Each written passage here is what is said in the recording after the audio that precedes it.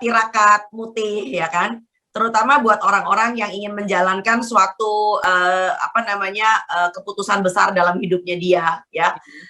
Yang kita kenal dari orang Jawa itu biasanya sebelum menikah ya, lalu ada yang puasa dulu, bahkan calon periasnya melakukan yang disebut dengan mutih ya kan. Nah, jadi kita bisa lihat bahwa puasa itu terutama di tanah air kita sudah merupakan suatu suatu ritual, suatu tradisi, saya bisa bilang begitu, yang kita kenal dengan dekat sekali, terutama di kalangan masyarakat Jawa. Ya, jadi kalau kita perhatikan mbah-mbah kita zaman dulu, ya, itu mereka badannya kecil. Ya, orang puasa tuh kebanyakan orang yang sering tirakatan, sering puasa tuh badannya kecil. Orang mengatakan bahwa orang puasa itu membuat awet muda, membuat badan lebih sehat. Kita akan bahas, kita angkat menjadi sesuatu yang lebih ilmiah. Sekarang sebetulnya ini sekitar 20 tahun yang lalu ya, di 20 tahun yang lalu.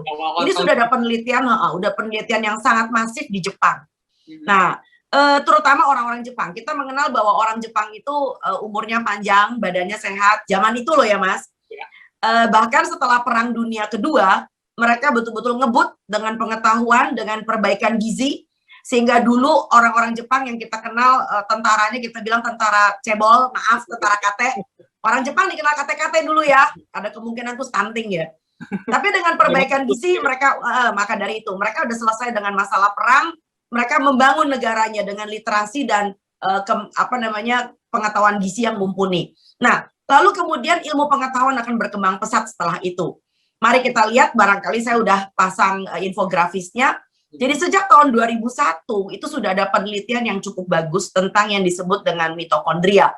Jadi kalau kita perhatikan bahwa badan manusia itu terbuat dari berbagai macam organ ya Mas. Ada paru-paru, ada jantung, ada otak, ada pencernaan, ada saluran reproduksi. Nah, kalau dipikir setiap sel kita itu juga punya kayak organ tersendiri di rumahnya dia. Jadi setiap sel yang kita miliki itu juga di dalamnya ada semacam kayak organ-organ kecil. Nah, salah satu yang kita kenal adalah mitokondria.